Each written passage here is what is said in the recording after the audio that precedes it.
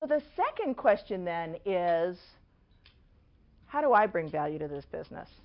And what do I want to do with it, right? And so you want to ask yourself questions like, what am I passionate about?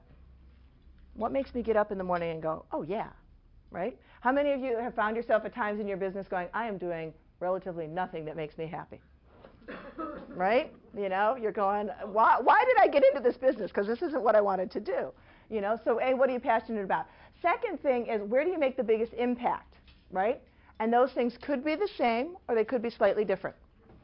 And then the third thing is, what am I most effective at, all right, and efficient at?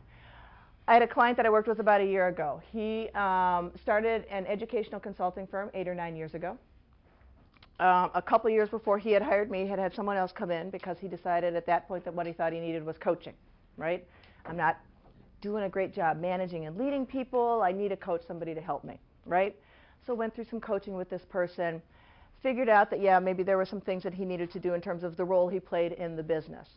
And hired a chief operating officer that turned out to not be a great hire. They ended up parting ways, and Roberta will get into some of that stuff in a little while about the time when that happens.